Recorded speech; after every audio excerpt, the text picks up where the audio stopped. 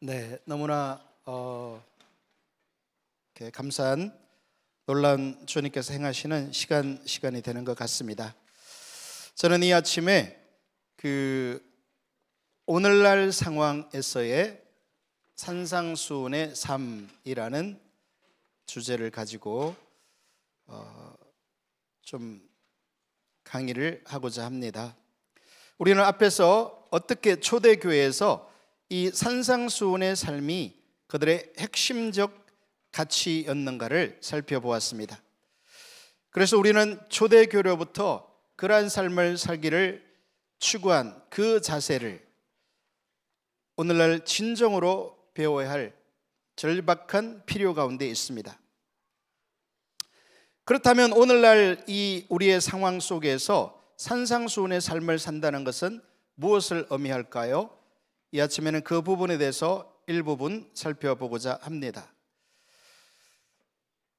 초대교회에서는 구체적으로 그 당시의 상황에서 산상수훈이 어떻게 그들의 삶의 핵심이었고, 오늘날 그것이 우리의 상황에서는 어떤 모양으로 우리 삶의 핵심이 되어야 하는지, 팀 켈러 목사님의 책 처음으로 기독교인이라 불렸던 사람들에서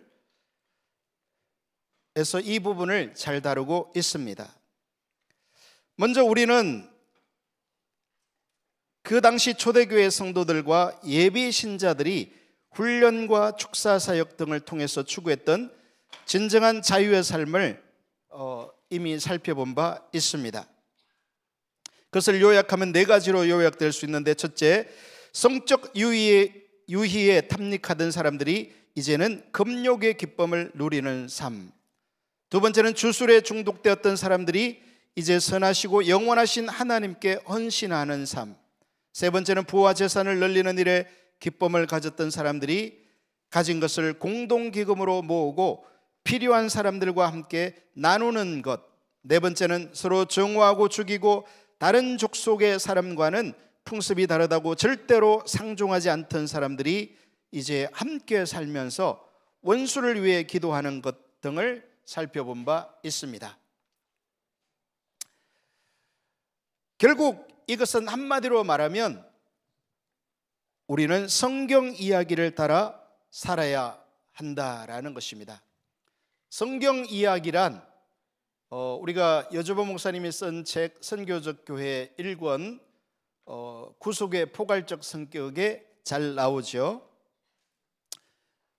창조, 타락, 구속의 이 세 가지 핵심 주제를 가진 성경 이야기에 따라 우리가 우리의 삶을 조정하고 살아야 하는 것입니다. 하나님께서 창조의 그 놀라운 역사를 행하신 것은 하나님과의 친밀한 사랑의 관계, 하나님께서 우리의 왕 되시는 삶을 살 때에 에덴의 모든 풍요와 하나님의 그 모든 유업이 하나도 남김없이 성취되는 삶을 살게 되는 것입니다. 그러나 안타깝게도 인간은 자기가 하나님이 되고자 하는 자기 중심에 빠져서 타락하게 되고, 그 결과로 에덴의 모든 풍요에서부터 쫓겨나게 됩니다. 그러나 예수님은 이제 그 타락한 인간을 구속하기 위해서 약속대로 이 땅에 오셨고, 우리를 그 하나님께서 창조하신 원래의 그 풍요한 삶으로, 하나님 중심적인 삶으로, 하나님이 왕된 삶으로, 하나님의 생명이 넘치는 하나님과의 친밀한 삶으로 회복시키고자 하는 것이 예수님의 구속 사역입니다. 그래서 우리는 이 성경 이야기를 우리의 삶을 이끄는 핵심 가치관으로 인식하고 그 삶을 살기 위해서 은혜를 구해야 할 줄로 믿습니다. 오늘날 우리가 살고 있는 세상은 모양은 조금 다를지 모르지만 초대교회 당시 로마 시대와 크게 다르지 않습니다. 이런 상황에서 우리는 어떠한 삶을 살아야 합니까? 팀 켈러 목사는 처음으로 기독교인이라 불렸던 사람들이라는 책에서 레리 허타도가 기독교는 그 시대뿐 아니라 오늘날에도 세상의 통념을 바꾸는 유일한 공동체라고 말한 것을 언급하며 세상의 통념을 바꾼 초대교회라는 소제목 아래 헛다도가 소개하는 내용을 5가지로 요약해서 소개합니다. 당연히 그것들이 산상수훈에만 기초하고 있는 것은 아니겠지만 그 삶의 가장 핵심적 기초는 산상수훈의 삶인 것은 분명합니다. 그 5가지를 소개하면요, 첫째, 여러 인종과 민족이 함께한 공동체. 같이 한번 읽어볼까요? 둘째, 가난한 자와 소외된 자를 돌보는데 헌신된 공동체. 셋째, 되갚지 않고 용서한 공동체. 넷째, 낙태를 비롯한 유아 살해를 강력히 반대한 공동체. 5번째, 성윤리를 근본적으로 바꾼 공동체. 그래서 이 팀 켈러 목사님은 이 레리 헛다도가 주장한 이 5가지의 토대로 현대교회가 초대교회를 본받아 추구해야 할 공동체의 모습을 다음 5가지로 요약하고 있습니다. 한번 이것도 읽어보도록 하겠습니다. 첫째, 다민족 교회를 세우는 공동체. 두 번째, 가난한 자를 돌보고 정의를 추구하는 공동체. 셋째, 공손한 자세로 소통하는 화평의 공동체.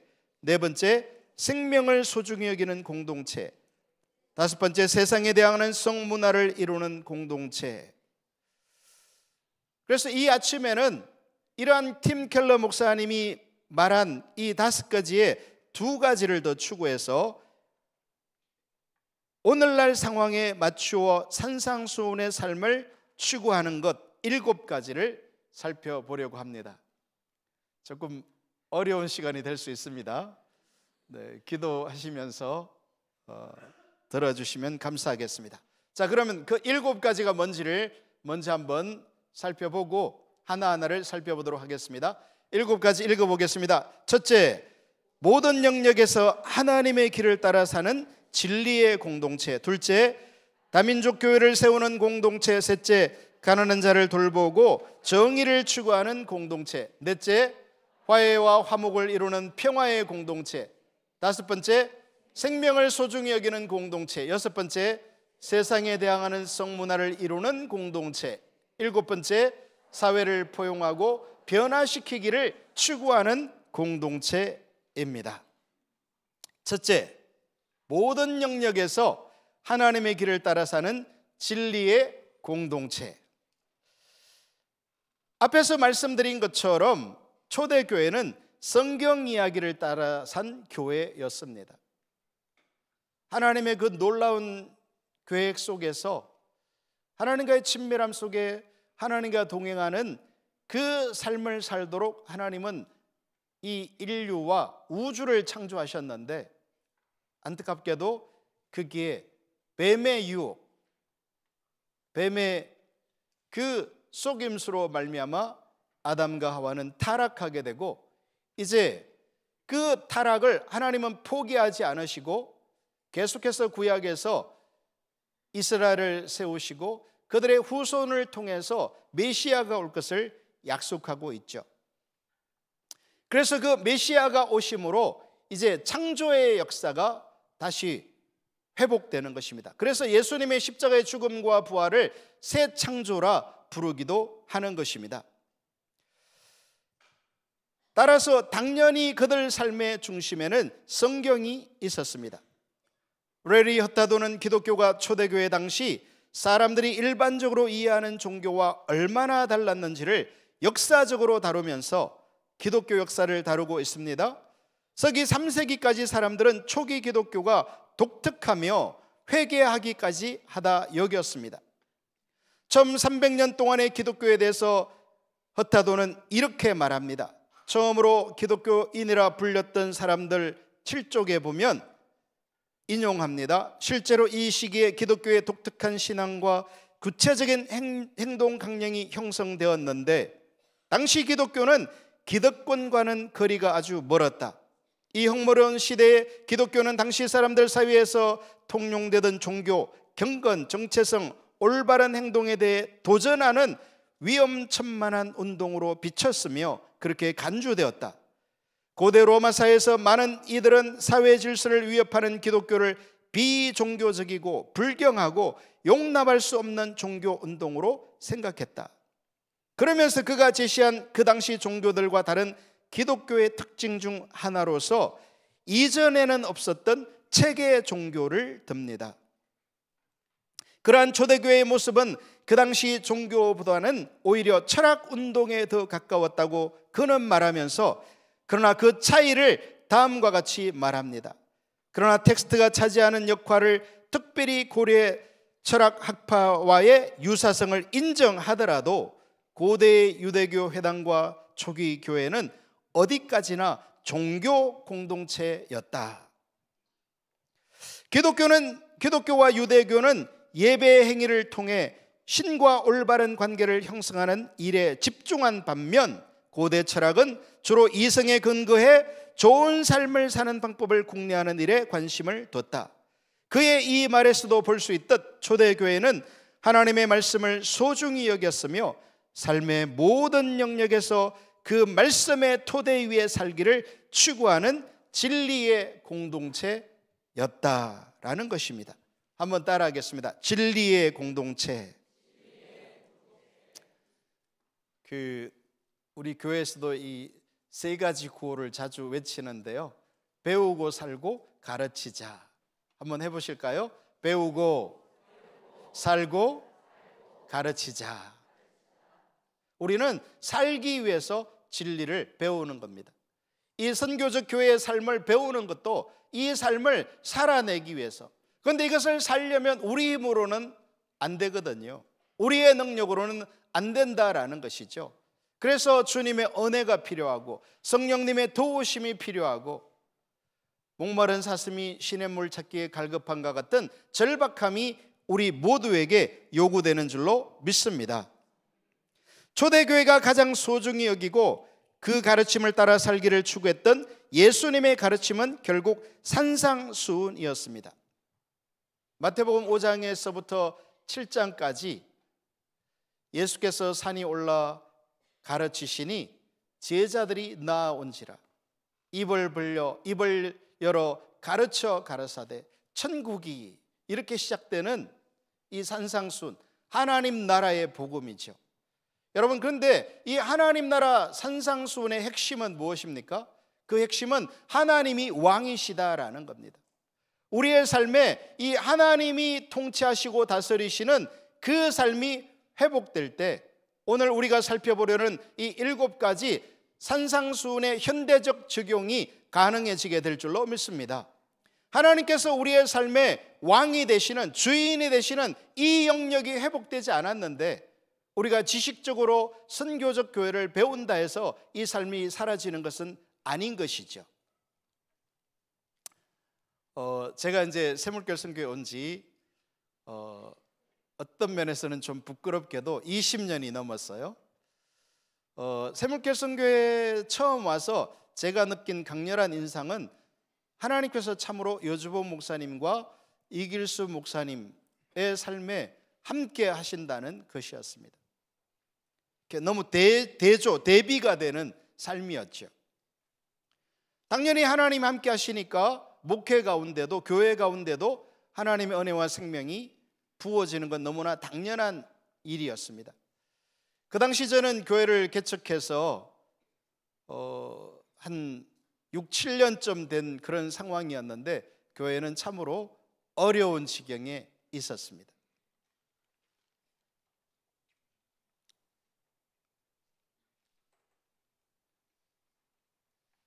그래서 이 샘물교회 선교회에 와서 그 두 분의 리더의 가르침과 또 삶을 보며 목회를 보면서 너무나 간격이 멀어져 있는 것을 보게 됐습니다. 요즘 여주보 목사님께서도 자주 언급하시죠. 포도나무 교회와 선교 안에 있는 교회들 사이에 간격이 너무 크다. 그게 20년 전에 제가 느낀 한계였고 좌괴감이고, 과연 이 삶이 가능할 것인가 라는 고민을 갖게 됐습니다. 결론부터 말하면 하나님의 생명의 역사에 있어서 그것이 가능하다라는 것이 저의 결론입니다. 할렐루야. 제가 이렇게 등대교회, 제가 섬기는 등대교회 성도들의 삶을 보면서 참 경외심이 듭니다. 그들 한 사람 한 사람이 이 하나님 나라의 백성의 삶을 살아내기를 추구하며 이 산상수훈의 삶, 뭐 오른뺨을 때리면 왼뺨을 돌려대며 오리를 가고자 하면 십리를 가며 겉옷을 달라면 속옷을 주는, 여러분 이 삶은요 하나님이 주인 되시고 왕된 삶이 그 삶에 배워내어지지 않으면요 그 하나가 그 자체가 가능하지를 않습니다. 그 말이 안 되는 소리들이에요. 여러분 제가 이렇게 샘물교회 선교회에 와서 20년 동안 하나님께서 하신 주된 작업이 바로 그 영역을 집중적으로 가르치는 일이었어요. 제가 아까 부끄럽다고 한 것은 충분히 배워내지 못한 거죠. 세월에 비해서. 사실은 이게 2년, 3년 정도 만에 배워내서 그 실제가 삶 가운데 나타나야 되는데 개인적으로 저에게는 참으로 이게 오래 걸렸던 것 같아요. 너무 안타깝죠. 그 지난주에 일본에서 손님들 오셔서 우리 등대교회에 잠깐 식사 한 끼 하고 가셨는데요. 그분들이 저에게 질문했어요. 이 십자가 복음 선교적 교회의 삶이 너무나 옳고 성경적이고 맞는 것 같은데 이제 우리가 이 시점에서 이런 삶을 살면 그 실제는 언제쯤 되는가 물었어요. 그래서 제가 저를 생각해 보니까 한 20년 걸렸는데 20년이라고 하면 이분들이 너무 낙심할 것 같아서 제가 반을 깎아가지고 10년쯤이면 될 겁니다 했더니 그분들이 굉장히 실망하더라고요. 내가 지금 60대인데 10년이면 70대에 그러면 여러분 만약에 70대라도 이 산상수훈의 실제적 삶, 십자가 복음의 실제적 삶, 선교적 교회의 실제가 되어진다면 그것은 아주 강력하고 놀랍고 얼마든지 10년을 기꺼이 투자해도 조금도 낭비되지 않는 삶이라는 것을 저는 확실하게 말씀드릴 수 있습니다.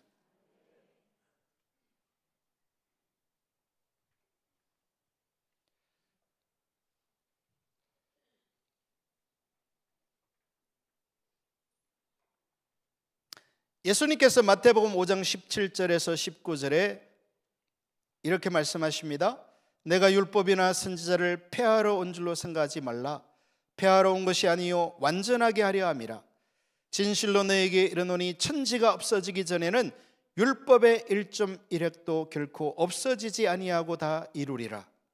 그러므로 누구든지 이 계명 중에 지극히 작은 것 하나라도 버리고 또 그같이 사람을 가르치는 자는 천국에서 지극히 작다 일컬음을 받을 것이요 누구든지 이를 행하며 가르치는 자는 천국에서 크다 일컬음을 받으리라.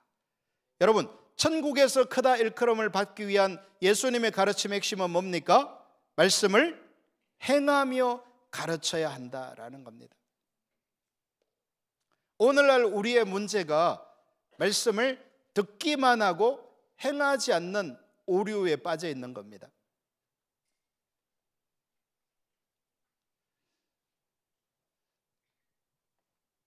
감사하게도 연약하고 부족하지만 제가 섬기는 등대교회에서 이 우리가 그렇게 배우고 있는 십자가 복음의 삶을 행하면서 가르치기를 시작했습니다. 그 핵심은 저희 부부가 이 샘물교회 선교회에 처음 와서 이 말씀을 들어보니까요 내 삶이 보이더라고요. 뭐 그분들이 뭐 이런 삶을 지적한 건 아닌데 저와 제 아내의 모습이 선명하게 보이더라고요. 너무나 이렇게 하나님의 길에서 벗어나 있는, 그렇기 때문에 삶에도 교회 가운데도 하나님의 생명이 역사할 수 없는 그 상황인 게 보여져서 저희 부부가 정말 진지하게 은혜를 구하며 돌이키기 시작했어요. 그전에는 자기의 어떤 감정이나 생각이나 자기가 보기에 옳은 대로 주장하고 다투었다면 이제는 예수님을 주인으로 모시자, 우리 가정에 예수님이 왕된 삶을 살자라고 하면서 돌이키기 시작하니까요, 관계가 놀랍게 회복되어지고 하나님께서 역사하는 토대가 마련되어지는 것을 보게 되었습니다. 이 행하며 가르친다는 것이 너무나 핵심적인 거죠. 그래서 하나님께서 우리 등대교회 가운데, 제가 섬기는 교회 가운데 많은 그 가정적 어려움들, 삶의 어려움이 있는 분들을, 모르겠어요 왜 유독 그렇게 하시는지 모르지만, 보내주셨을 때 이 예수 그리스도께서 왕 되시는 이 삶을 배워낸 사람들은 놀랍게 다 회복되는 것을 저는 경험하고 있는 것입니다.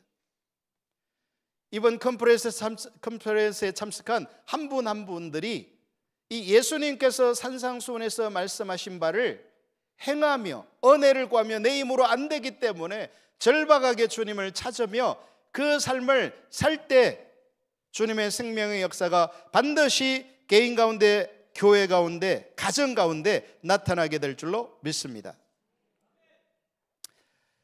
예수님은 이 산상수훈에서 살인, 간음, 맹세, 복수 등 그 당시 다양한 상황에 대해서 하나님의 기준을 재설정하십니다. 여러분, 우리의 삶에 이 하나님이 왕이시다라는 이 기준이요, 분명하게 설정되어져야 합니다. 알렌 크라이더 교수도 초대교회에서의 한 핵심이 하나님의 말씀이었다는 사실을 잘 말하고 있습니다. 초기 기독교 그리스도인들이 깨달았던 새로움의 진수는 예수 그리스도의 완전한 신적이며 인격적 가르침이었다. 그분이 하나님이시며 살아계신 인격체라는 가르침이 너무나 새롭게 그들에게 들려졌다는 거예요.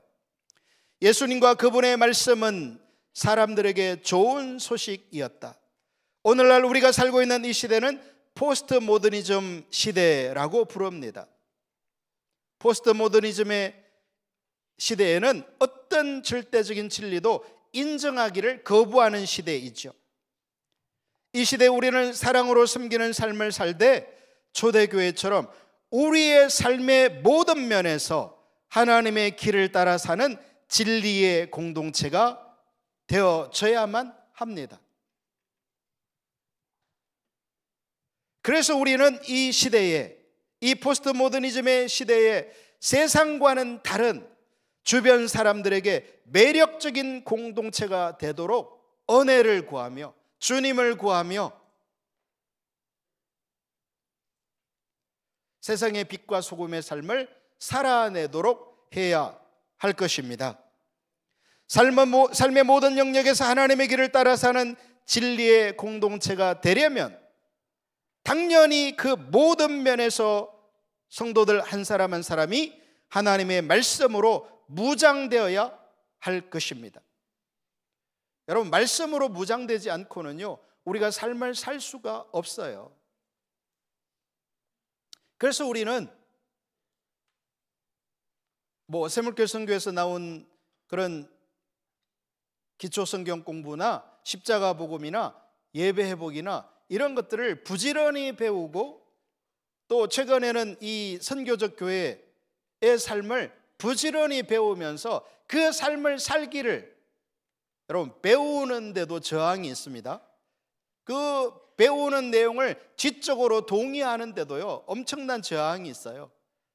제가 이렇게 목회하면서 적지 않은 새롭게 오는 성도님들이 누가 이런 삶을 산단 말인가. 여러분, 지금 우리가 살고 있는 이 시대의 기독교는요, 너무나 그 기준을 하향 평준화시켜 버렸어요. 초대교회로 돌아간다라는 것은 이번에도 우리가 배웠듯이 새로운 성도가 오면 그들에게 3년간 교육을 시킨 다음에야 세례를 받고 교회의 멤버가 될 수 있는 길이 열려졌다는 겁니다. 때로는 그 이상의 교육도 필요했다는 것이죠. 그런데 오늘날은 그 기준을 너무나 없애버렸거나 낮춰 놓았기 때문에 사람들이 당연히 기독교는 이런 거 아닌가 하는 착각에 빠져 있다는 것입니다. 선교적 교회를 통해서 그 기준이 세워지기를 주님의 이름으로 축복합니다. 삶의 모든 면에서 하나님의 길을 따라 사는 진리의 공동체가 되어야 합니다. 그러면 삶의 모든 영역에서 하나님의 길을 따라 살기 위해서는 말씀으로 무장되어져야 한다 했는데, 이와 관련해서 팀 켈러 목사님은 오늘날 교회 안에 대항적 교리문답 Count Catechesis가 필요하다 주장합니다. 교리문답을 배우되 세상과 대항하는 그러한 수준 높은 가르침이 교회 안에 필요하다고 말하고 있는 것입니다. 그가 말하는 이 교리문답은 세상의 가르침이 아니라 성경과 교회의 가르침을 따라 기독교인의 신앙을 형성시키는 전반적 교육 방식으로서, 대항적 교리문답은 성경의 교리를 사용하여 세상 문화가 제시하는 신념을 무너뜨리고, 여러분 오늘날 우리가 세상의 문화가 제시하는 신념을 따라가고 있잖아요. 그것을 따라가는 공동체가 아니라 그 세상의 그 가르침들을 무너뜨릴 수 있어야 한다는 거예요. 그 문화의 내러티브는 답변하지 못하는, 여러분 세상의 문화에도 내러티브 이야기가 있습니다. 성경의 이야기, 창조 타락 구속의 이야기를 따라 사는 진리의 삶이 있는가 하면 세상에도 이야기가 있다라는 거예요. 그래서 그들은 답할 수 없는 인간 내면의 물음에 대답해주는 작업을 의미합니다. 여러분 인간 내면에는요, 하나님께서 왜 사는 것인가, 어떻게 살아야 하는가, 무엇이 진리인가 라는 것을 궁금하게 하는 그 질문들이 누구에게나 있는 것입니다.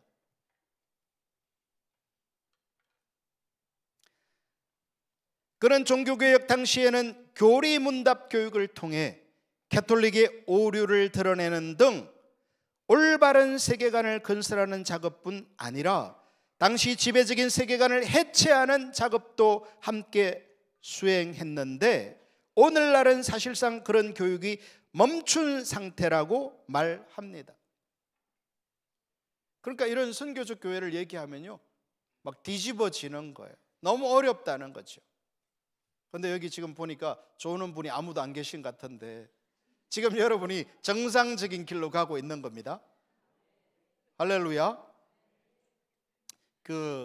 이번에 보니까 여주범 목사님께서도 말씀하시고 이길수 목사님께서도 말씀하셨는데, 포도나무 교회나 예안교회 아이들, 어린이들을 이렇게 선교나 외국에 이렇게 잠깐 단기 선교 같은 거로 보내면 거기에서 신앙생활하는 아이들, 청소년들, 청년들이 많은 도전을 받는다. 자기들과 이렇게 너무나 다른 그 모습들을 보고 이렇게 도전을 받는다, 그런 얘기들을 나누었잖아요. 기억하시죠?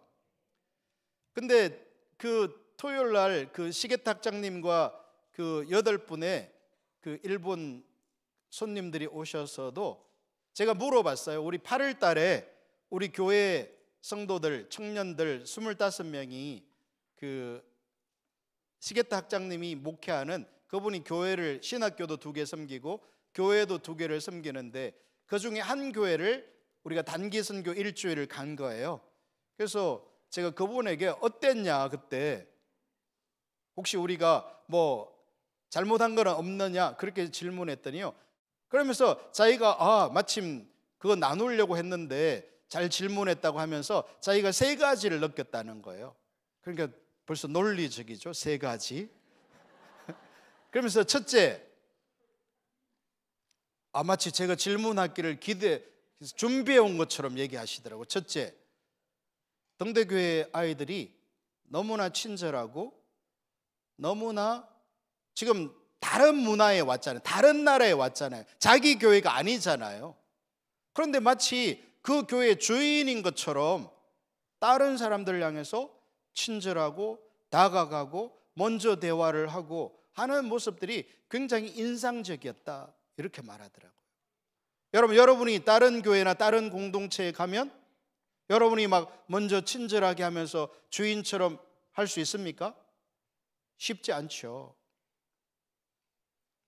둘째, 이 청년들이 제 앞에 그 외국인 미국 사람이 그 손님으로 같이 와서 제 바로 앞에 앉았거든요. 그러면서 시게타 그 학장님이 둘째를 나누니까요, 그분이 딱 이렇게 핸드폰을 들더라고요. 요렇게 행동한다고. 요즘 일본 아이들이. 그 뭐냐면 말씀 듣는 시간에 단 한 명도 졸거나 핸드폰을 하거나 딴짓하는 사람이 없었다는 거예요. 그게 너무나 자기에게 인상적이었다는 거예요. 그러면서 그 외국인 교수님이 이렇게 핸드폰을 들면서 요즘 아이들이 어떻게 하는지 저한테 실물로 보여주는 거였죠.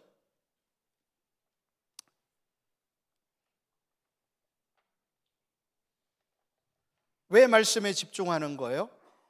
뭐 하려고? 배워서 살려고.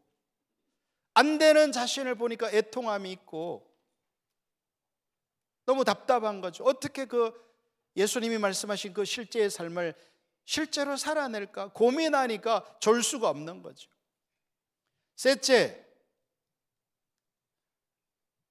등대교회 사역팀이 자기 교회에 그 지금 새롭게 온 남자 청년 하나가 이렇게 진리를 거부하고 좀 태도가 삐딱한 형제가 하나 있었는데 기도 사역을 통해서 삶이 완전히 바뀌고 오기 얼마 전에 세례까지 받았다고 학장님이 얘기하시더라고요.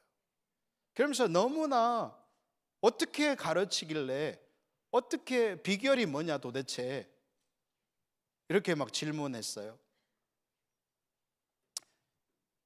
여러분, 무슨 비결이 있겠습니까? 예수님이 말씀하신 복음의 삶, 십자가의 복음, 산상수훈의 삶 그대로를 배우고 뭐 하기 때문에? 살고 가르치기 때문에. 물론 아직도 멀었죠. 골이 만약에 100이라면 이제 1이나 2의 시작에 불과하다고 믿습니다만은, 그러나 그 시작이 있는 것과 없는 것은 완전한 차이가 있다라는 사실입니다. 할렐루야. 여주보 목사님이 말하는 교회가 샘물교회 성교회에 속한 교회만이라도 세워져야 한다는 게 바로 이것을 말하는 겁니다. 실제로 사는, 지식으로 배워서 동의로 끝난 것이 아니라 그 동의도 어렵다고 했잖아요. 동의가 아니라 거기서 실제의 삶을 사는.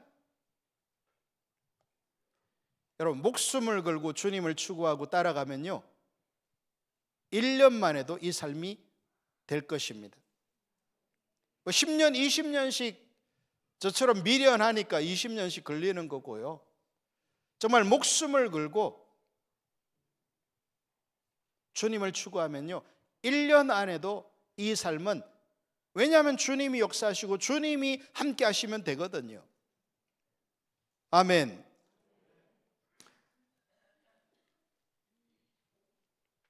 말씀으로 무장되어져야 한다라는 것입니다.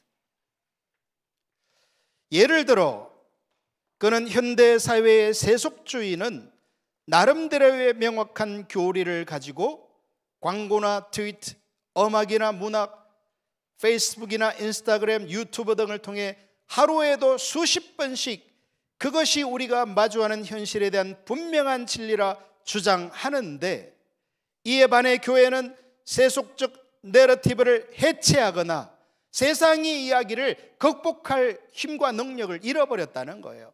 그들의 신념을 약화시키는 방식으로 진리를 제시하지 못한다라고 그는 지적하고 있습니다.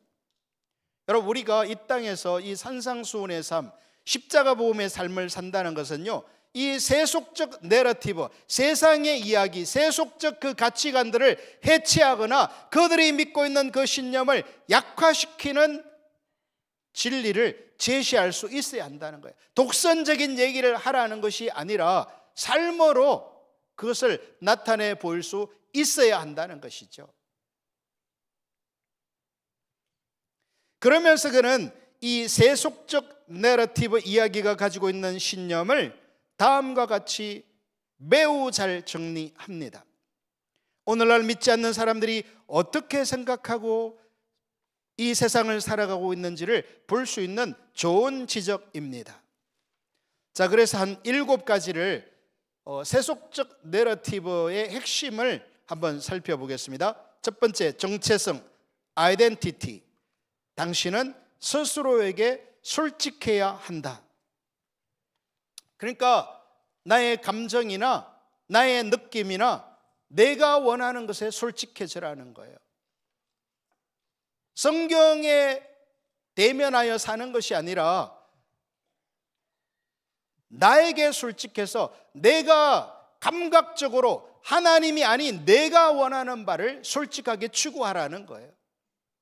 그게 정체성의 핵심이라는 겁니다. 두 번째는 자유, 프리덤인데요. 타인에게 피해를 주지 않는 한 당신이 선택한 대로 인생을 살아가는 자유를 누려야 한다.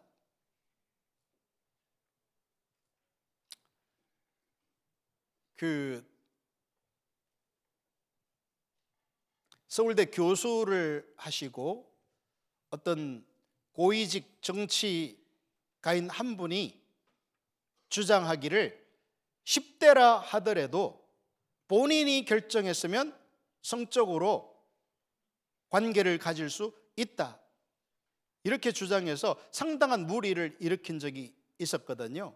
그게 바로 이 세속적 내러티브에서 나오는 가치관이에요. 내가 선택한 대로 인생을 살아가는 자유를 누려야 한다는 거죠. 행복, 당신은 자신이 느끼기에 가장 행복한 일을 해야 한다. 누구를 위해서도 그 행복을 포기해서는 안 된다. 여러분, 정확하게 이 하나하나의 가치관이요, 하나님의 그 기준과 십자가의 복음의 길과 정반대에 있는 것을 기억하십시오. 다 연결이 돼 있어요. 과학, 우리의 문제를 해결해 줄 수 있는 유일한 길은 객관적인 사실, 과학과 사실로부터만 주어진다. 여러분, 과학과 사실이 우리 문제를 해결하는 게 아닙니다. 우리의 삶을 살리고 회복시키고 사는 길은요, 하나님의 진리로, 하나님의 말씀으로 돌아가는 것입니다. 도덕성, 모든 사람은 무엇이 옳고 그른지를 결정할 수 있는 권리를 지닌다. 사람이 기준이 돼서 무엇이 옳은지 그런지를 결정할 수 있는 권리가 있다는 거예요.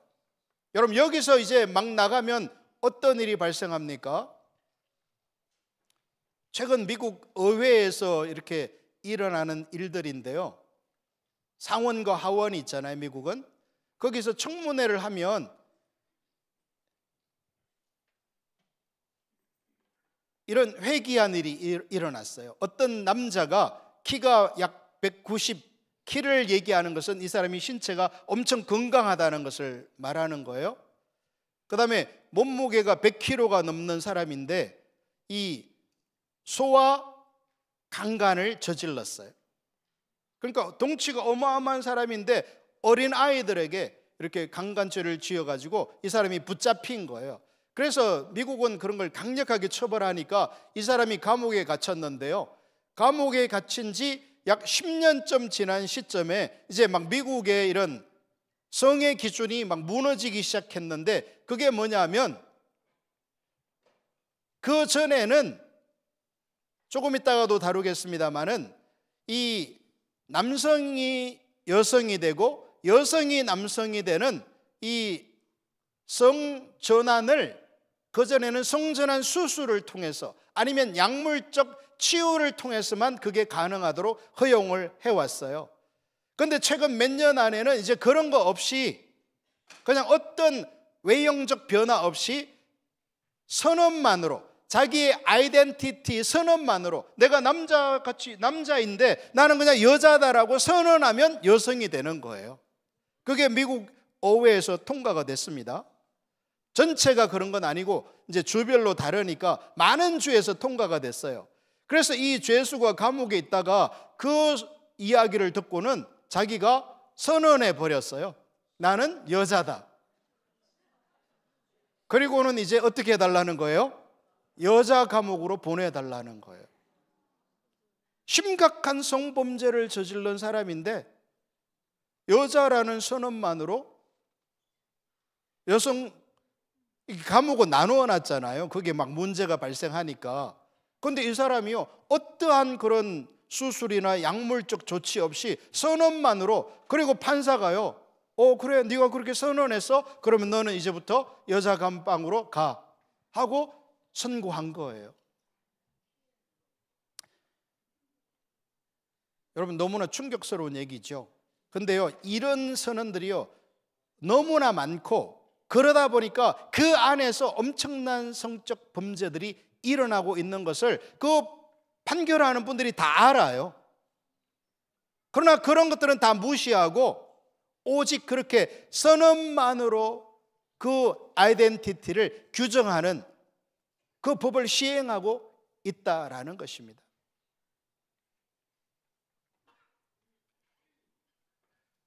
무엇이 옳고 그른지를 사람이 결정할 수 있는 권리가 있다는 거예요. 정의, justice, 세상의 모든 사람의 자유와 권리 그리고 공익을 위해 일해야 한다. 나의 자유와 나의 권리가 중요하다는 거예요. 그래서 진리를 알지니 진리가 너희를 자유케 하리라는 그 예수님의 말씀이 아니라 사람의 자유를 위해서라면, 그게 뭐 성적 자유든 동성애의 자유든 어떠한 형태든 인간의 자유라면 그걸 다 허용해야 한다는 거예요. 역사가 진행될수록 종교는 퇴보하고 사회는 진보한다라는 역사관을 가지고 있는 것입니다. 여러분, 이게요, 이 하나하나가 세속적 내러티브라는 겁니다. 그러면서 그는 교회가 이 세상의 내러티브를 비판적으로 분석하고 약화시킨 후 어떻게 그리스도 안에서만 그 목적인 가장 온전한 형태로 성취되는지 보여주는데 초점을 맞추어야 한다고 말하고 있습니다. 여러분, 그렇기 때문에 이 포스트 모더니즘 시대에 교회의 역할이, 특히 우리 샘물교회 선교회 이 십자가 복음을 전하고 선교적 교회를 말하는 이 교회의 역할이 얼마나 핵심적이고 중요한가를 깨달을 수 있기를 바랍니다. 팀 켈러도 교리문답이 도덕 생태계의 일부를 구성한다고 말함으로써 그것은 단순히 지적 훈련만을 말하는 것이 아님을 나타냅니다. 그는 제임스 헌트, 라이언 올슨을 참조하며 성품이란 교실이 아니라 특정한 공동체 안에서만 전수될 수 있다라고 주장합니다. 여러분, 우리가 지금 샘물교회 선교 안에 교회들이 이렇게 선교원이나 학교를 하고 그 아이들에게 이 성품을 가르치려고, 성경적 성품을 가르치려고 하는 이유가, 그것이 공동체 안에서 그렇게 전수되어질 때 그것이 가장 힘을 발휘한다는 거예요. 그러면서 그는 그 대표적인 예가 마틴 루터 킹이라고 합니다. 그를 그런 인물로 키운 것은 교실이나 교과서가 아니라 미국의 흑인 교회의 공동체였다는 겁니다. 헌터와 올슨은 그와 같이 성품이 형성될 수 있는 공동체를 도덕 생태계라 부르는데, 모랄 에컬러지, 그런 공동체는 왜 선해야 하는가? 무엇이 구체적으로 선인가? 여기에는 무엇이 올바른 예배인가? 무엇이 진정한 이웃 사랑인가? 무엇이 온전한 선행인가 등도 포함됩니다. 무엇이 선하지 않은가? 누가 선한가? 어떻게 우리가 일상에서 선할 수 있는가와 같은 질문에 답변할 수 있는 공동체를 의미하는 것이죠. 팀 켈러는 말합니다. 이런 강력한 도덕 생태계는 도덕의 기준을 밑바탕에 깔고 있는 보편적 설명을 요구하는데 바로 성경이 그러한 설명을 제공해 준다. 왜냐하면 도덕의 표준을 하나님의 성품에 두고 있기 때문이죠. 하나님이 도덕의 기준이라는 거예요. 따라서 성경이 제시하는 설명을 따를 때 참되신 하나님을 예배하는 일이나 가정을 돌보고 노동에 참여하는 일, 여러분 제가 아까도 하나님께서 우리 교회 가운데 이렇게 많은 문제 있는 분들을 보내주셨다. 특히 가정적인 어려움들이 적지 않은 분들이 오셨어요. 근데 그들이 예수님이 왕된 이 하나님 나라의 복음을 배우고 그 삶을 실천하면요, 그 해체 직전에 놓였던 가정이 놀랍게 회복되고, 여러분 가정이 해체되면요 가장 큰 피해를 그 헤어지는 당사자도 문제지만 그 자녀들에게 어마어마한 상처가 가해진다는 사실입니다. 그래서 우리는 필사적으로 이 가정을 하나님의 말씀으로 지켜내야 하는 것입니다. 여러분 이 세속적 내러티브를 가만히 보면요, 철저하게 그 밑바탕에 이 가정을 해체시켜버리는, 그래서 미국에서는 이제 더 이상 이 영어 he나 she로 부르지 않는다는 거예요. 그나 그녀, 그게 아니라 그냥 they, 복수잖아요. 단수 저를 부를 때도 그냥 they로 부른다는 거예요. 가정을 해체시키려는 겁니다. 하나님께서 여자와 남자와 여자를 창조하신 창조 질서를 어겨버리고, 그래서 이 비행기를 타면 이제 그 남녀 이런 걸 적게 돼 있잖아요. 요즘 전자로도 많이 하지만 메일, 피메일인데 거기에 이제 두 가지가 더 추구됐어요. 그게 뭐냐면 세 번째 성이 뭐냐면 아직 확실하지 않는, 그게 성 구분이에요. 신생, 아니 아직 엄마 뱃속에 있어서 아직 확실하지 않은 거예요. 40, 50인데 아직 확실하지 않다는 거예요. 네 번째는 뭐냐? 아직 밝힐 단계가 아닌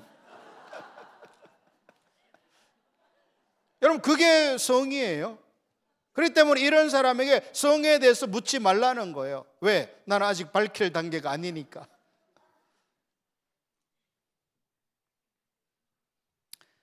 이런 시대에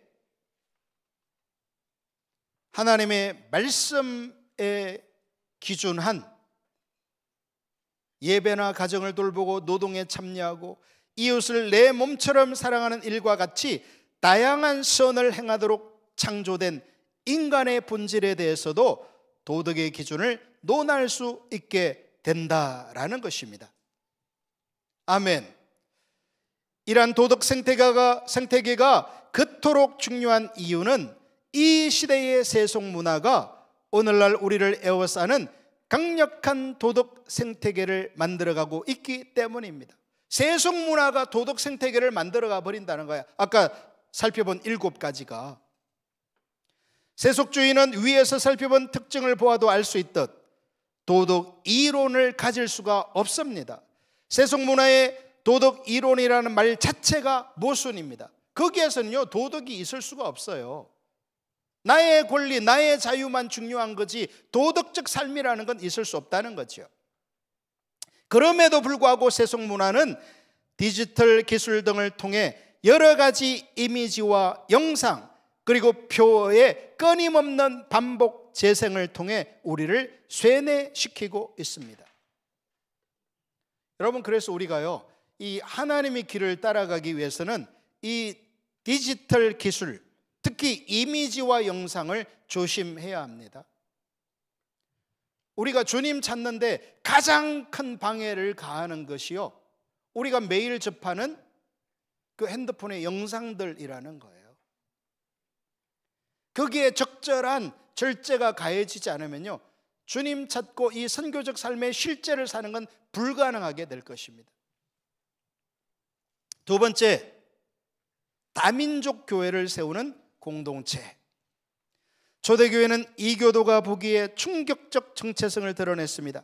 그 중에 하나는 교회가 다민족 공동체였다는 사실입니다. 그 당시는 인종, 나라, 지역에 따라 그들이 섬기는 신이 따로 있었기 때문에 종교는 선택의 문제가 아니었습니다. 그들은 종족별로 언어와 풍습과 종교가 달랐고 많은 경우에 서로가 적대적이었습니다. 그러나 교회는 달랐습니다. 그들이 예수님을 믿으면 그 전에 민족적, 문화적 배경과 상관없이 그들이 본래 물려받은 문화와는 전혀 다른 문화를 가진 공동체, 여러 인종과 민족이 함께하는 공동체에 속하게 되었습니다. 이것이 큰 차이라는 거예요. 초대교회 당시 그리스도인들은 다른 신들을 숭배하지 않는다는 이유로 많은 핍박을 받았습니다. 그들은 다른 신들에게 제사를 드리는 일도 중단했고 빈번하게 신전을 찾던 일도 중단했습니다. 그것은 그 당시 여러 사람들에게 경제적으로 악영향을 주기도 했습니다. 그 신전에 참여하고 그 이방 우상 숭배를 해야만 이 경제 활동을 할 수 있는데 그거를 안 하겠다고 선언하기 때문에 경제적으로 엄청난 위기에 처해졌다는 거예요. 고대 신전은 꽤나 큰 규모의 경제 활동이 이루어지는 무대였기 때문입니다. 우리는 사도행전 19장에 나오는 에베소의 아데미 신전의 경우를 통해서도 이 사실을 잘 보게 됩니다. 그런데 그 당시 다른 신들에게 제사를 지내지도 않고 신전을 방문하지도 않는 것은 그리스도인들만이 아니었습니다. 유대교인들도 그랬습니다. 그런데 왜 유대교인들은 그러한 이유로 핍박을 받지 않는 반면 기독교인들은 그렇게 탄압을 받았을까요? 그 세대 레리 허타도는 로마 시대의 유대인들이 비유대인들에게 그들의 신앙을 저버리라고 본격적으로 포교 활동을 한 것을 암시하는 대목이 전혀 없으며, 그러니까 유대인들은요 자기들만 그런 신앙을 가지고 있었다는 거예요. 이교도들은 유대인들의 그러한 태도를 그들만의 민족적 특징으로 받아들였기 때문이라고 말하고 있습니다. 반면에 기독교는 달랐습니다. 그리스도인들은 각 민족들 가운데서 나와서 여전히 그들과 함께 살면서 그들에게 강력한 영향력을 미치고 있었습니다. 여러분, 우리가 이 선교적 교회의 삶을 살기 위해서는요, 우리가 세상에 나아가서 강력한 영향력을 미치는 삶, 예수님이 말씀하신 소금과 빛이 되는, 산 위에 있는 도시가 되는 그 실제적 삶을 살아내야 합니다. 이 다민족 교회를 세우는 공동체는 미국 같은 경우에는 당장 절실하게 필요할지 모르지만 한국 교회의 입장에서는 아직 많은 사람들에게 피부로 와닿지 않을 수도 있습니다. 그렇지만 한국도 이주민 300만 시대가 되었습니다. 여러분, 우리 주변에 조금만 관심을 가지고 보면요, 많은 해외에서 온 노동자들, 유학생들 너무나 많이 있다는 거예요.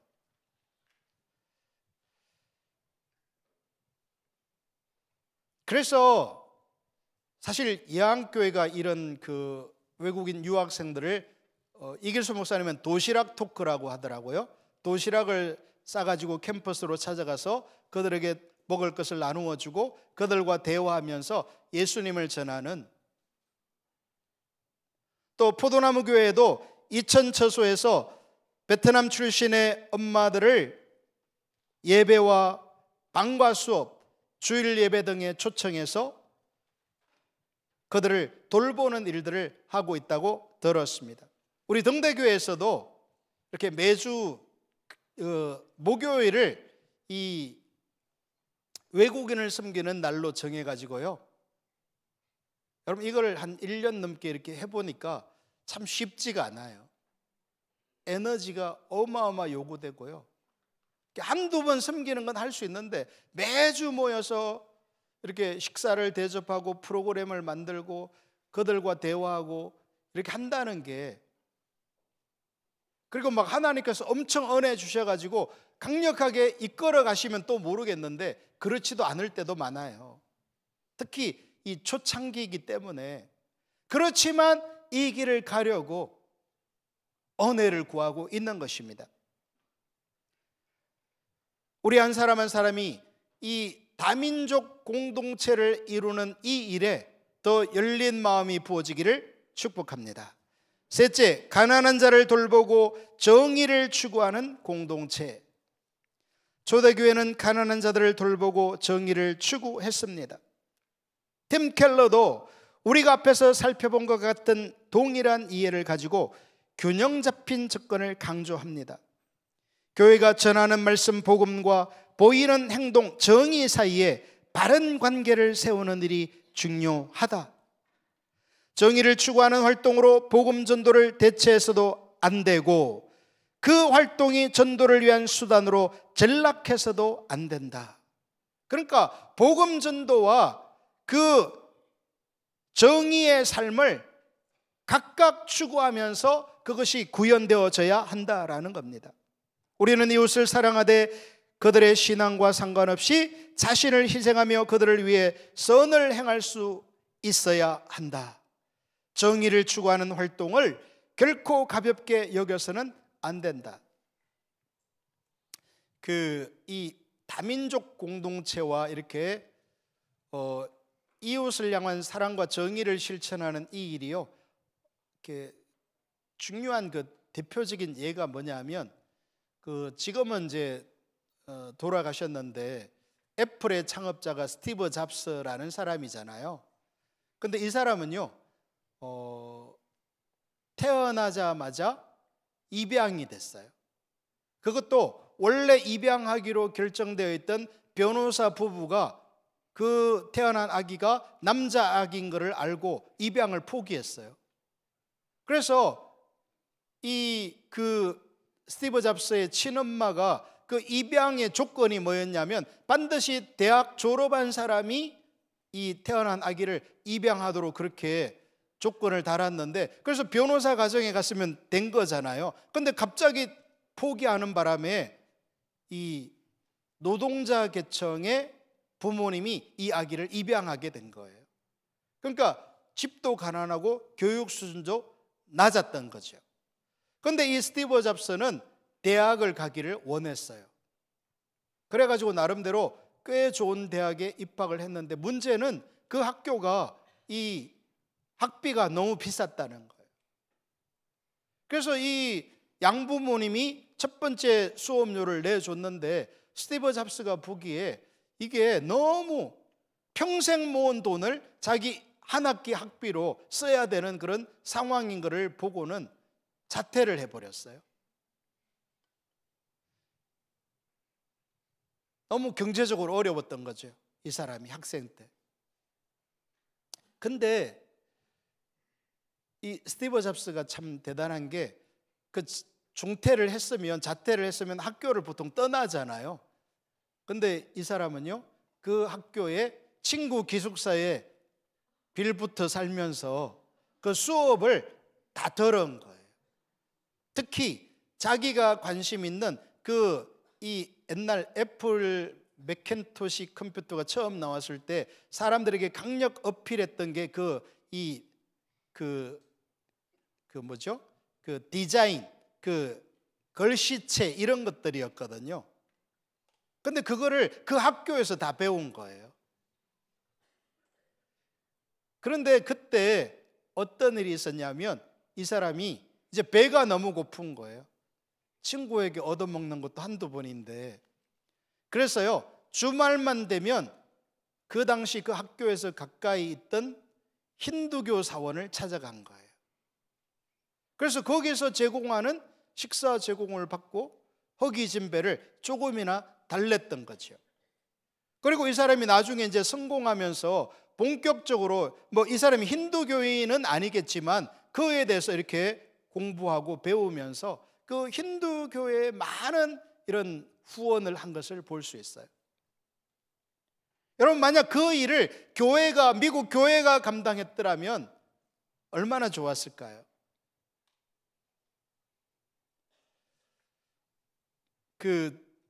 제가 신학교 다닐 때 은사님도 미국 유학을 갔는데 거기서 태국에서 유학 온 학생을 만났어요. 근데 이제 우리 교수님은 기독교인이고 태국에서 왔으니까 당연히 철저한 불교 신자인데, 이 학생은 왜 미국으로 유학을 왔냐면 여기서 공부를 해서 태국으로 돌아가서 불교 고위직 인사가 되기 위해서 유학을 온 거예요.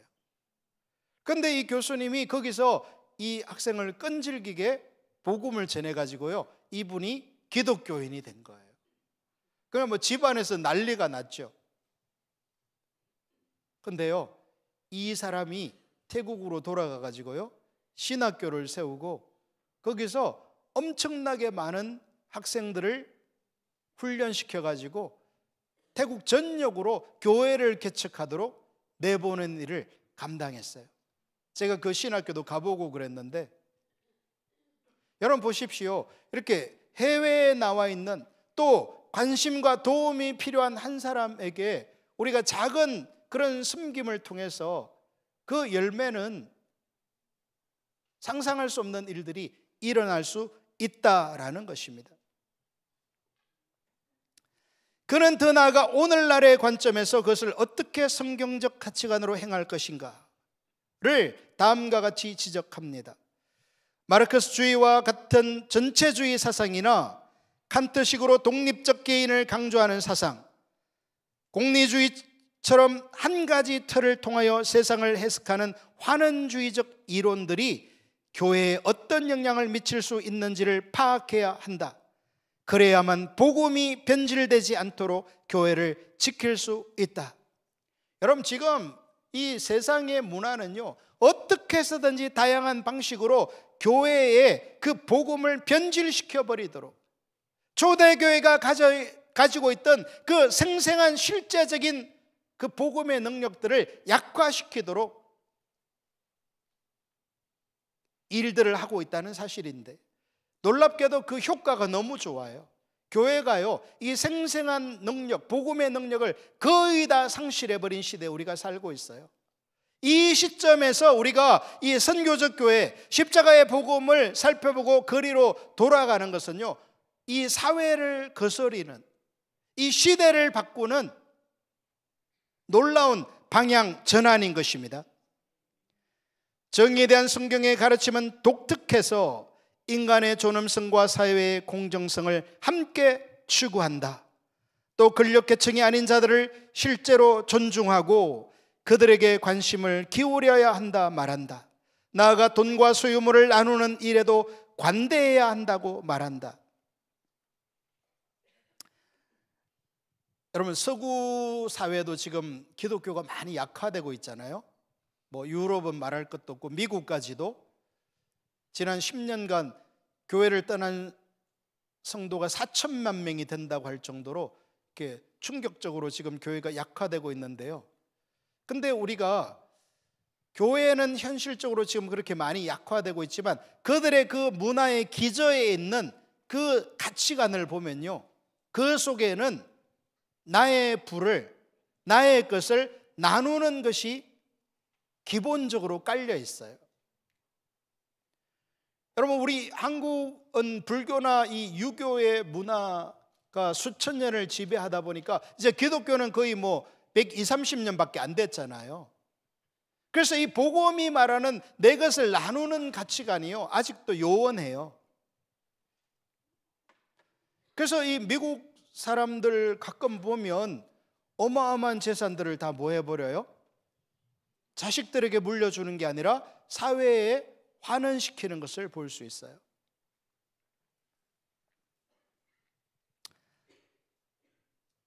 제가 우리 교회 학생들에게 공부해서 남주자, 돈 벌어서 남주자, 그렇게 주장해요.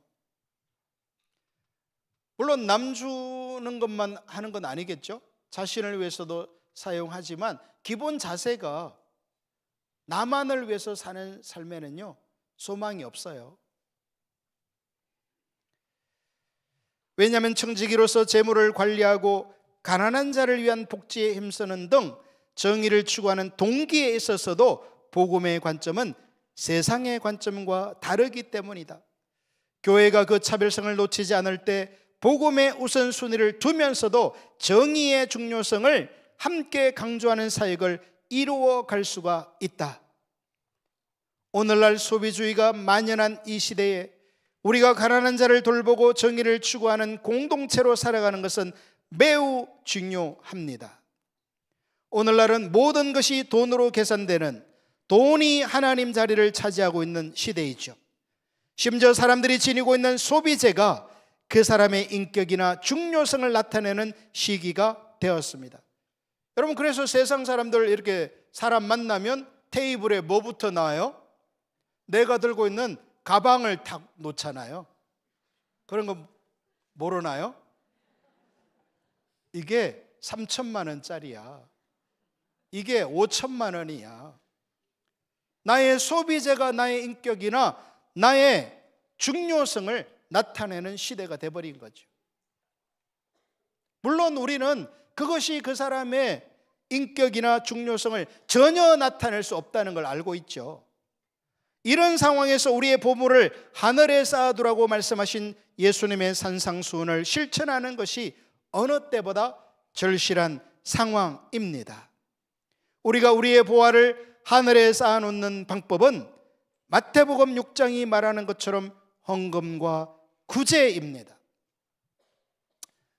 다 옳은 건 아니지만요, 미국 교회 성도들 같은 경우에 죽으면서 소원이 재산을 교회에 헌금으로 드리는 거예요.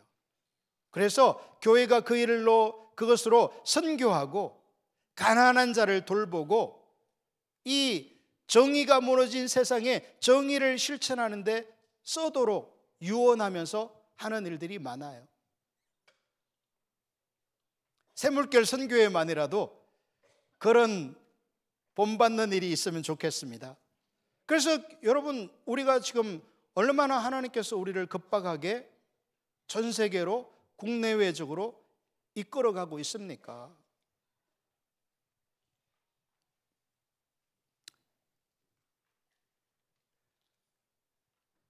정말 우리가 우리의 보화를 하늘에 쌓아놓는 그 삶을 살아내기를 소원합니다. 넷째, 화해와 화목을 이루는 평화의 공동체. 팀 켈러 목사가 말한 대로 초대교회는 대갚지 않고 용서한 공동체였습니다.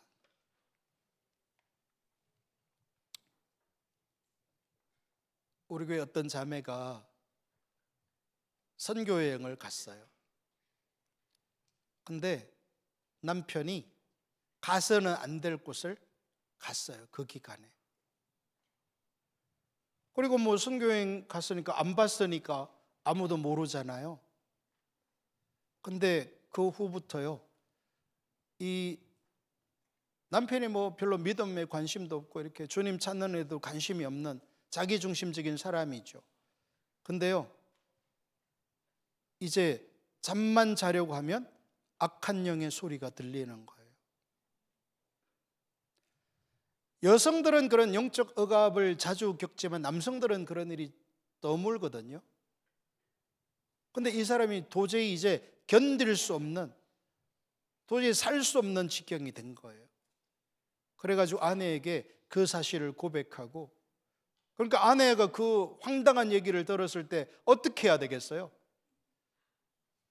뒤집어지고 니 죽고 나 죽자, 이 인간아, 응? 이 선교여행 중에 기도는 못할 망정, 이렇게 나와야 되는데 이분이 주님 앞에 섰어요. 그리고 용서하기로. 그리고 이 남편이 아내가 주님 찾으러 갈 때면 생전 안 따라갔는데 주님을 찾게 되고, 이제 주님께서 그 억압으로부터 자유케 되는. 근데 그 이후에도 조금만 주님을 안 찾으면 다시 그 억압이 와가지고요, 주님을 찾을 수밖에 없도록.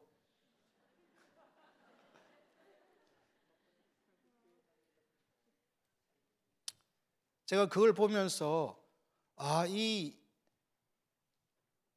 화해와 화목이라는 것도 복음의 삶을 살아야만 가능하구나. 여러분, 우리는 조금만한 불이익과 그 어려움을 겪고도 막 분노하잖아요. 나의 그러한 권리를 잃어버린 거에 대해서. 근데 초대교회는 되갚지 않고 용서한 공동체였다라는 거예요. 그들은 타인으로부터 공격을 당하거나 심지어는 목숨을 잃는다 해도 안갚음이나 복수를 하지 않았습니다. 심지어는 처형을 당하거나 원형 경기장에서 죽임을 당하는 순간에도 예수님이나 스데반이 그랬던 것처럼 오히려 핍박하는 자들을 위해 기도하기로 유명했습니다. 어떻게 나를 적대시하면서 죽이는 그 사람들을 향해서 용서를 선언할 수가 있죠? 여러분, 오늘날 우리가 이 삶을 배워내야 한다라는 겁니다. 가정 안에서, 직장 안에서 예수님께서 나를 용서하시고 용납하신 사실을 믿기 때문에 나도 용서하기로. 할렐루야.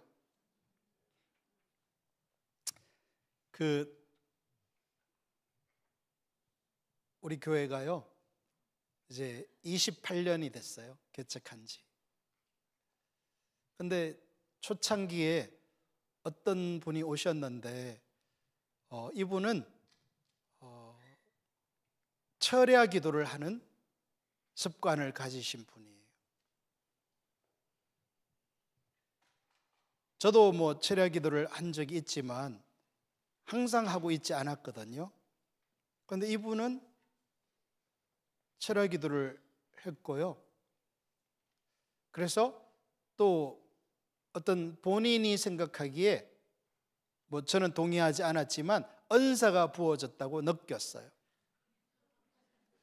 그래서 이분이 제 허락 없이, 뭐 성도들이 우리 당시 몇 명 안 됐는데 주일날 예배가 끝난 다음이면 내가 철야 기도하고 하나님이 나에게 은사를 주셨으니까 이제부터 나에게 와서 기도를 받아, 이렇게 된 거예요. 그래서 제가 그거 아니라고 해도 또 이상하게 성도들은 또 성도 말을 잘 듣더라고요. 제가 전혀 리더십을 행사하지 못한 거죠. 그래서 제가 그에 대한 조치로 그분의 그 오이코스 리더직을 내려놓게 했어요. 그러니까 이제 막 이분이 그에 대해서 분노하면서, 아니 자기는 철야도 안 하면서 막 이렇게 하면서 이제 자기가 맡고 있던 그 지체들을 다 데리고 나간 거예요.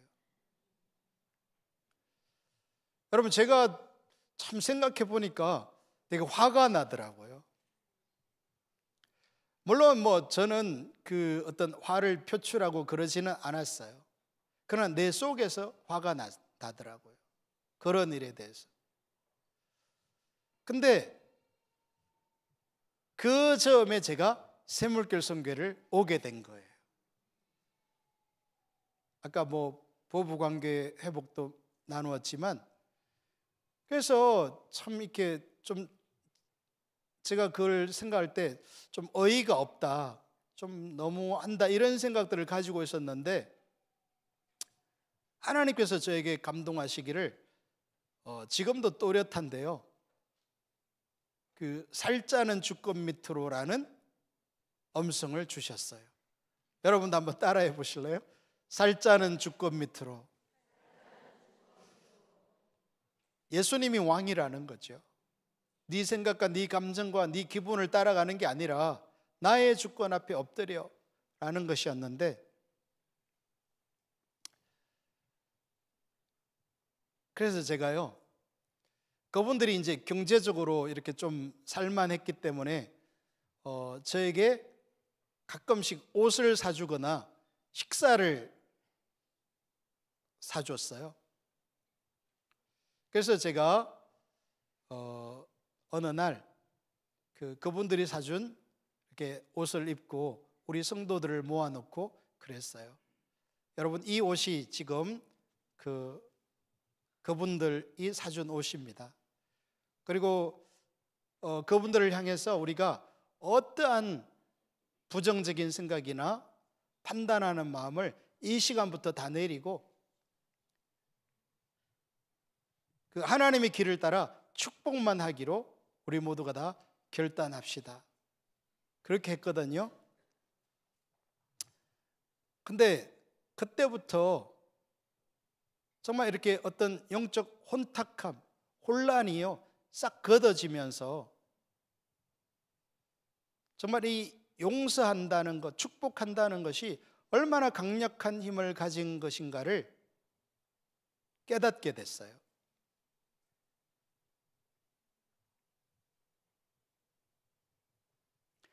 당연히 예수님이나 스데반의 그런 삶에 비하면 명함도 못 내밀겠지만 그것이 우리 교회의 핵심적 가치관이 된 것을 볼 수 있어요. 그리고 그 깃발 아래 엎드렸던 성도들은 삶이 놀랍게 회복되는 것을 지금도 경험하고 있어요. 여러분, 교회가 세워져야 한다. 어떻게 세워집니까? 이 하나하나의 삶을 실제로 살아내야만 돼요. 절박하게 은혜를 구하면서. 그런데 적지 않은 분들이 이 삶을 추구하지 않으면서 지적 동의만 가지고 어느 시점이 되면 교회가 세워지겠지라는 막연한 기대를 가지고 있어요. 여러분, 근데 그런 일은 오지 않는 것입니다. 내가 왕 대신 예수 그리스도의 주권 앞에 실제적으로 엎드리며 그분의 통치를 받아갈 때에 그 생명이 서서히 임하게 되어지는 것입니다. 알렌 크라이더 박사도 초대교회가 원수를 사랑하라는 예수님의 가르침만큼 반복해서 가르친 내용이 없었다라고 말하고 있습니다. 뭐를 반복적으로 가르쳤다고요? 네, 원수를 사랑하라. 여러분 가정에서 원수를 사랑하십시오.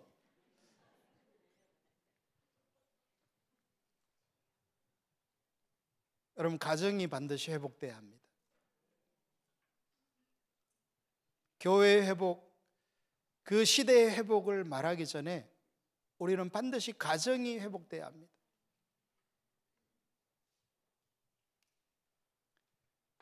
너무 감사한 거는요, 등대교회가 28년 됐다고 했잖아요. 단 한 가정도 이혼하지 않았어요. 왜냐하면 예수님의 주권 앞에 엎드리니까 주님이 그냥 회복시켜 버리는 거예요. 아까 제가 예로 든 그런 가정이 심한 가정이 아니에요.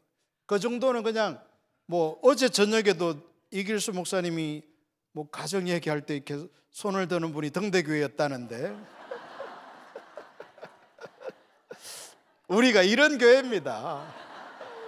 문제 많아요.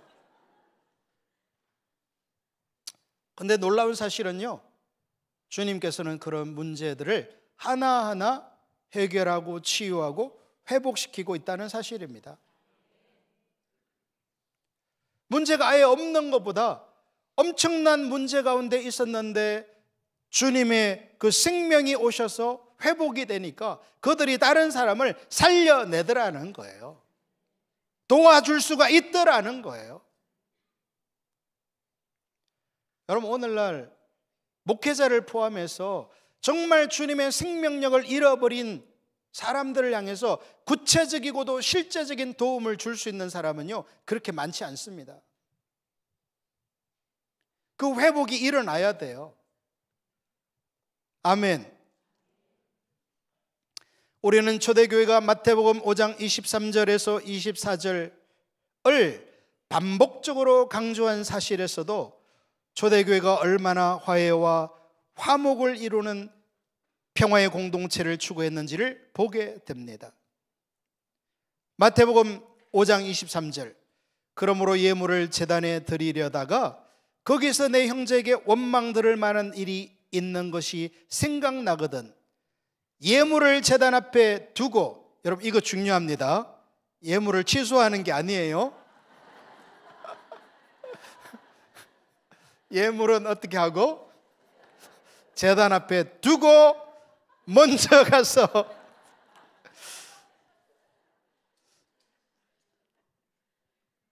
제가 너무 세속적인 그러면 성경이 세속적일 텐데요. 우리는 말씀대로 해야 됩니다. 예물을 제단 앞에 두고 먼저 가서 형제와 화목하고. 여러분 어떻게 내 삶의 관계 안에서 화목을 이룰 건지를 여러분의 정당성을 내리셔야 되고, 여러분의 상처를 내리셔야 되고, 여러분의 피해 의식이 꺾여져야 한다는 사실입니다. 쉬운 게 아니죠. 주님은요 그 하나하나를 저에게 가르치셨어요.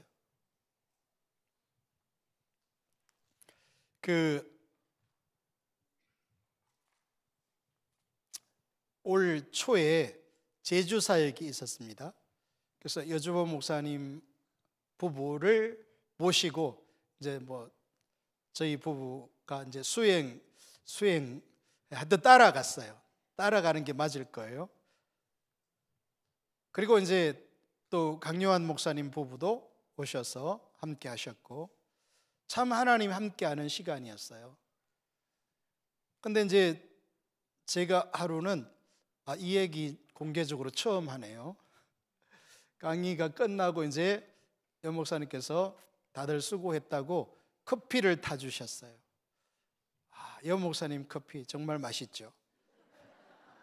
그래서 지금 분위기 좋게 6명이 이제 세 가정이 모여서 커피를 마시고 있는데 갑자기 띵동하고 문자가 온 거예요. 여주복 목사님께. 보통 여 목사님이 이렇게 대화할 때 확인 안 하시는데 그날은 핸드폰을 꺼내가지고 문자를 확인하시더라고요. 그러더니 여기 이런 문자가 왔네요 하고는 그 문자를 읽어주신 거예요. 무슨 내용이었냐면 거기에 이제 참여했던 어떤 분이 이제 여 목사님께 문자를 보내면서 김청길 목사의 설교가 마음에 안 든다.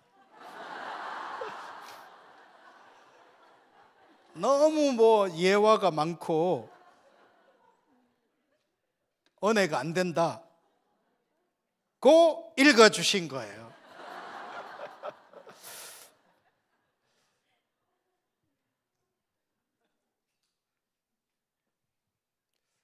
여러분은 그런 경험을 안 당하셨으니까 재밌게 웃으시는데 제가 막 얼굴이 화끈해졌어요. 갑자기 겨울에 가까웠는데 40도의 열감이 팍 오르면서 몸둘 바를 모르겠더라고요.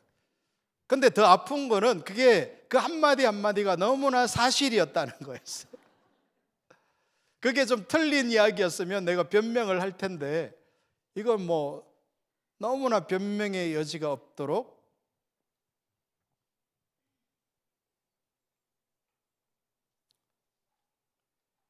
근데 하나님께서 살 자는 주껏 밑으로를 가르쳐 주셨기 때문에 여러분 사람들은 어떻게 실제를 사는지 잘 몰라요. 내 감정이나 내 생각이나 내 판단이 내 체험, 내 체면, 내 명예 여러분 그것이 우리를 세우는 게 아닙니다.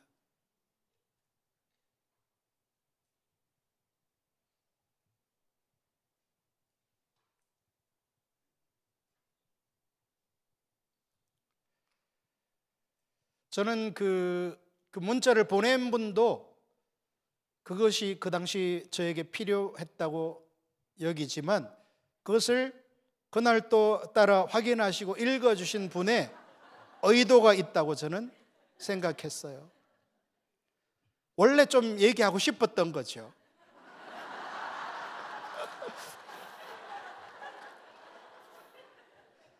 근데 너무나 적합하게 딱 그 문자가 오니까, 근데 너무나 감사한 것은 하나님께서 저에게 배우려는 마음을 주셨다는 거예요.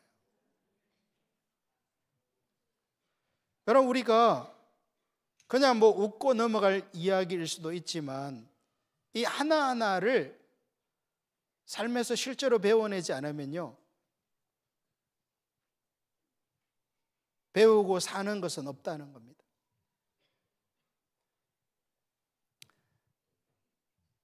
제가 좀 더 망가져 볼까요? 그러면 또 예화가 많아집니다.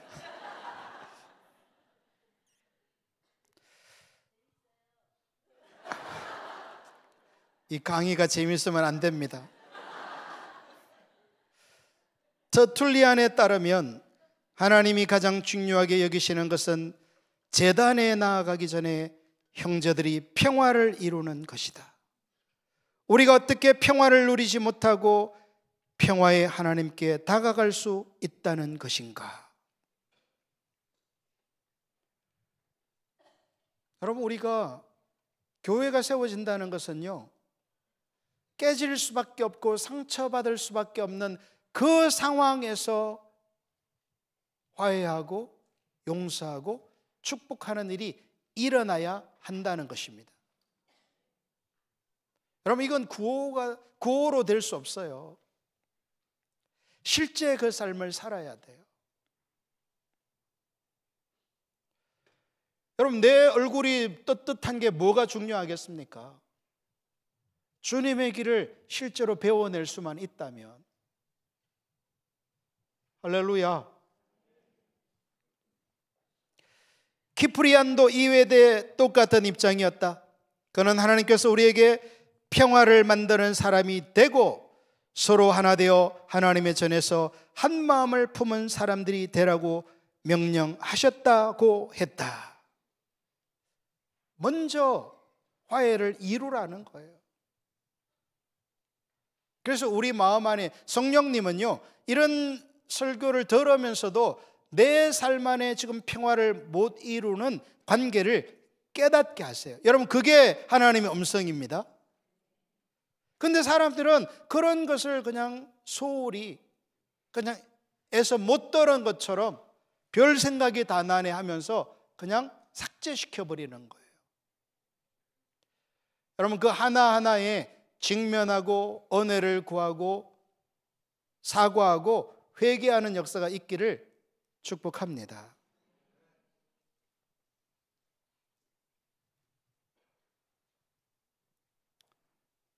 많이 건너뛰어야 되겠네요.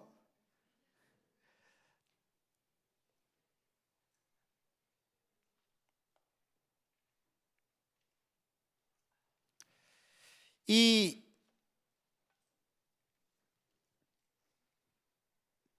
평화와 관련해서 팀 켈러 목사는 오늘날 정치적 양극화와 적대감이 이렇게 심화되고 있는 현상은 우리가 이미 정치 활동을 일종의 종교로 삼았다는 증거라고 주장합니다. 여러분, 두 사람이 카페에서 이렇게 친하게 이야기를 하고 있었어요. 아주 다정하게. 근데 갑자기 정치 이야기가 나오니까 5분도 안 돼서 서로 막 싸우고 화를 내면서 서로 떠나버렸다는 그런 이야기가 있어요. 근데 여러분, 이게 오늘날 교회 안에도 예외가 아니에요. 이 말은 미국 상황을 염두에 두고 한 말입니다. 근데 우리나라도 정확하게 똑같은 상황인 것을 볼 수 있습니다. 정치가 종교가 됐다는 거예요. 사람들은 그렇게 생각하지 않겠죠. 팀 켈러 목사는 탈기독교 시대의 전도라는 책에서 이 정치 양극화의 문제를 언급합니다. 그는 서구 사회뿐 아니라 다른 사회에서도 정치 양극화 현상이 심화되는 것에 언급하면서 미국 상황에 대해 이렇게 말합니다. 10년 전만 하더라도 극단적 인물이라고 여겨질 수밖에 없었던 후보에게 표를 던진다. 이는 보수도 진보도 마찬가지다. 즉, 과거에 공유하던 도덕이나 신앙관이 결여된 상태에서 결집력만 갖춘 사회를 건설하려는 시도가 역사상 처음으로 일어나고 있는 것이다. 그는 이어서 그에 따른 심각한 결과에 대해서도 언급합니다. 사실 이 동일한 일들이 한국에서도 그대로 일어나고 있는 것을 보면서 매우 안타까운 생각을 가지게 됩니다. 이처럼 교회가 정치 권력을 손에 넣으려고 좌든 우든 세속 정권과 결탁하면 영적 권세는 상실되고 비기독교인 앞에서 신뢰를 잃어버린다. 우리 주변을 돌아보면 정치적 노예가 되어버린 신자, the political captivity of the faithful, 노예가 되어버렸다는 거예요. 마치 이스라엘 백성들이 나라가 망하여서 바벨론의 포로로 끌려가 버리는 것처럼 오늘날 교회 안에 이 정치적 노예가 되어버린 성도들이 너무나 적지 않다라는 겁니다. 이러한 문제의 해결책은 정치와 무관한 삶을 사는 데 있지 않다. 나는 정치에 관심 없어, 정치와 무관해 라고 하는 데 있지 않다는 거예요, 해결책이. 그리고 그러한 삶은 비현실적이며 가능하지도 않다. 기독교회는 정치에 참여하되 세상을 지배하는 이데올로기에 굴복하지 않도록 비판의식을 갖추어야 한다. 여러분, 그래서 우리는요, 정치 참여를 당연히 하지만 그 위에 누가 있다는 거예요? 그 위에 예수 그리스도가 있다는 거예요. 우리가 주장하는 그 정치적 견해가 예수 그리스도보다 더 높아질 때 그것이 종교가 되고 우상 숭배가 된다는 것이죠. 그래서 나는 여를 지지하려고 했는데 하나님께서 그것을 내려놓을 걸 말씀하시면 순종할 수 있어야 한다는 거예요. 나는 야를 지지하려고 표를 행사하려고 했는데 하나님께서 그것이 아니라고 말씀하시면 하나님이 왕이시고 주인된 삶이 정치적 영역에서도 이루어져야 한다라는 겁니다. 이렇게 이데올로기에 굴복하지 않는, 그래야만 부패하는 세상에서 함께 썩어버리지 않고 빛과 소금으로 살아갈 수 있기 때문이다.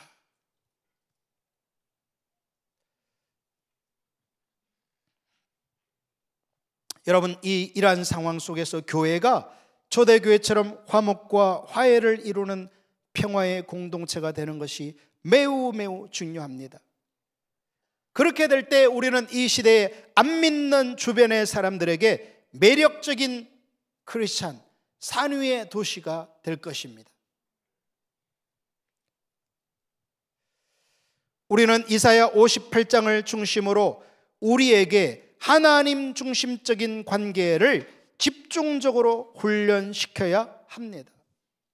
하나님 중심적으로, 자기 중심적인 세속의 내러티브가 말하는 그 길을 따라가는 것이 아니라 성경이 말하는 성경 이야기의 우리의 삶을 구현하도록 은혜를 구해야 한다라는 것이죠.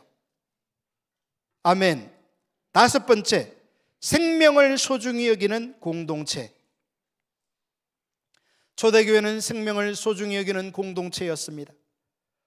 브레리 허타도에 의하면 그 당시 로마 시대는 영아유기가 성행했습니다. 영아유기는 원치 않는 아기를 쓰레기장이나 외딴 곳에 버리는 행위를 말합니다. 그렇게 버려진 아기는 죽거나 맹수에게 먹히거나 누군가에게 길러져 노예가 되었습니다. 그런데 그런 행위는 그 당시 사회적으로 분노를 일으키거나 공분을 사는 일이 아니라 그저 보편적인 일상의 한 부분이었습니다. 초대교회는 그 시대의 그런 행위를 강력하게 비판하고 반대했습니다. 초대교회의 그러한 행동이 비기독교인들의 심기를 불편하게 하고 심지어 적개심을 불러일으킬 수도 있었지만 그리스도인들은 그러한 사회적 행동 양식을 바꾸려는 목적 아래 그렇게 했습니다. 한편 초대교회는 그러한 로마의 행위를 비판할 뿐 아니라 버려진 아기를 발견하면 데리고 가서 그들이 양육했습니다. 알렌 크라이드는 레인 폭스를 참조해서 다음과 같이 말하는데, 거기서도 우리는 이런 사실을 확인할 수 있습니다. 기독교는 사회에서 가장 소외된 집단의 사람들, 여성, 노예, 버려진 사생아가 의사 표시를 할 수 있게 했다. 그 우리나라 탤런트 중에 차인표라는 분이 있잖아요. 참 그분이 지금 보니까요, 이 선교적 삶을 사는 것 같아요. 그게 뭐냐면, 이분이 그 탤런트로 데뷔할 때 그 당시 시네라 씨가, 지금 부인이죠, 엄청 대스타로 곁에도 갈 수 없는, 너무 이렇게 차이가 나는, 근데 이 두 사람이 어떤 무슨 별들처럼인가에 주연이 된 거예요. 그때 막 시청률 50%가 넘는 그런 드라마였는데, 근데요, 이 남녀 주인공이 어느 날 차를 타고 집으로 가게 된 거예요. 근데 뭐 공개적인 다 얘기한 건데, 그 자매가, 시네라 씨가 내 손을 잡아도 된다고 유혹한 거예요. 여성들을 조심해야 돼요. 근데 지금 차 안에 둘밖에 없어요. 아직 미혼이고요. 근데 차인표 씨가 뭐라고 말했냐면요, 내가 당신을 좋아해서 이 손을 잡을 수도 있다. 그러나 내가 만약 당신 손을 잡게 되면 그것은 곧 당신이 나와 결혼해야 된다는 의미가 된다. 이렇게 말했다는 거예요. 그러니까 이 차인표는 이성교제를 할 때도 어떤 신체 접촉을 하겠다는 거예요, 안 하겠다는 거예요? 결혼할 거 아니면 단둘이 있어도 손잡지 않겠다는 거잖아요. 근데 시네라 씨가 오케이 했다는 거예요. 그래서 이 두 사람이 이제 교제하게 됐는데요. 여러분, 이 두 가정에 그 다른 아이들을 입양하기로 유명한 거 아시죠? 뭐 둘인지 셋인지 잘 모르겠지만, 네? 딸 둘? 네. 최근 들어서 그 딸이 10대가 돼가지고요, 막 10대 그 반항, 막 아빠가 가까이 오지도 못하게 하고 그런데요. 그럼 이 대가 지불이거든요. 근데 그런 자녀에게 설득과 모본으로 그런 갈등 관계에서 이렇게 화해가 이루어졌다, 그런 것을 제가 기사를 읽은 것 같아요. 그리고 그분은 또 알고 보니까 드라마가 아니라 실제로 아버지가 재벌인데, 그 아버지가 돌아가시면서 그 재산을 차인표 씨에게 물려주려고 하니까 그렇게 대답했다는 거잖아요. 아버지, 내가 평생 그 비즈니스를 하지도 않고 알지도 못하는데 내가 그 재산을 물려받는 거는 그 일을 오래 종사한 사람들에 대한 모욕입니다. 그거는 그 일을 잘할 수 있는 사람에게 물려주세요. 이렇게 말했다는 거예요. 여러분, 수조 원이 넘는 어마어마한 재산을 이런 지하에 거절한 거죠.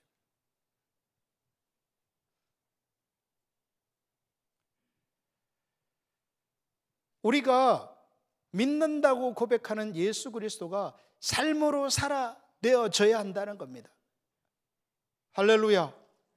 오늘날 우리가 이 삶을 교회가 살지 않기 때문에 빛이 되지 못하고 소금이 되지 못하고, 예수님이 말씀하신 너희는 산 위에 있는 동네는 감추지 못한다고 했는데 그 실제가 너무나 전혀 없는 거죠. 한 걸음 한 걸음을 은혜를 구하면서 이 삶의 실제를 구현하고 추구할 수 있기를 축복합니다. 여섯 번째, 세상에 대항하는 성문화를 이루는 공동체. 정확하게 차인표 씨가 그거 아닙니까?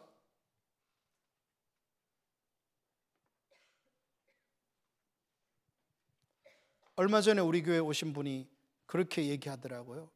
자기 주변에 대부분의 사람들이 가정 외에 이성 친구들이 있어서 그거를 추구하지 않으면 그들과 함께 대화조차 어울릴 수가 없다. 너무나 그게 심각해서. 여러분이 성적인 그런 타락은요, 그 사람도 문제지만 그런 것을 바라보는 사람에게도요 강력한 영향을 끼칩니다. 나도 저렇게 살고 싶다라는 유혹이죠. 초대교회는 그 당시 성윤리를 근본적으로 바꿨습니다. 그 당시 로마 사회에서는 아내들에게 결혼 생활 중 정조를 지키는 것이 엄격하게 요구된 반면 남편들에게는 그렇지 않았습니다. 잣대가 다른 거죠, 남편과 아내에게. 그 당시 상황에 대해 레리 헛다도는 말합니다.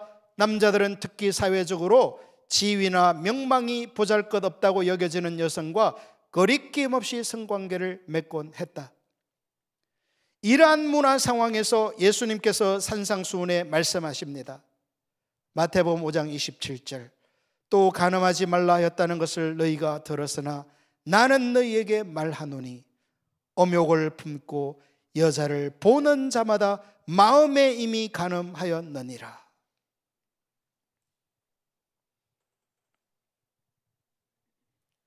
여러분, 초대교회가 지키려고 했던 이 산상수훈의 삶의 양식이 오늘 우리에게 회복되어져야 합니다. 할렐루야. 한 달 전쯤인가요? 주님께서 저에게 그렇게 비추시더라고요. 그러면 이 가을철에 우리가 산에 가면 뭐가 눈에 자주 띕니까? 뭐 여러 가지.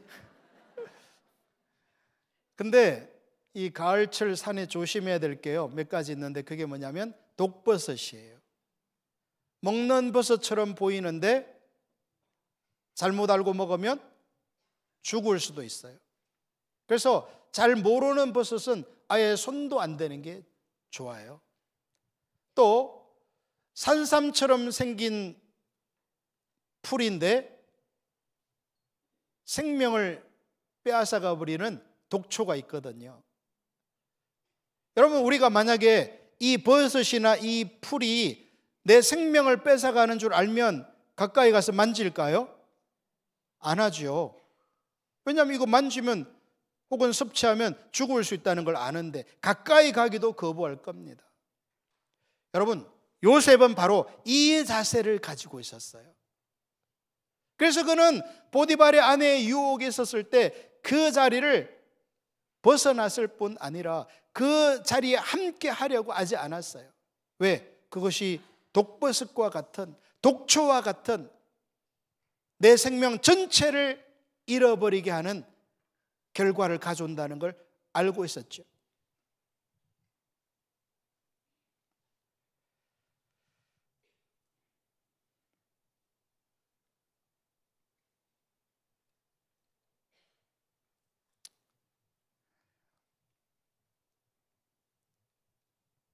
데살로니가전서 4장 3절, 하나님의 뜻은 이것이니 너희의 거룩함이라. 여러분, 하나님의 뜻이 뭐라고요? 성적 거룩함이 하나님의 뜻이라는 거예요.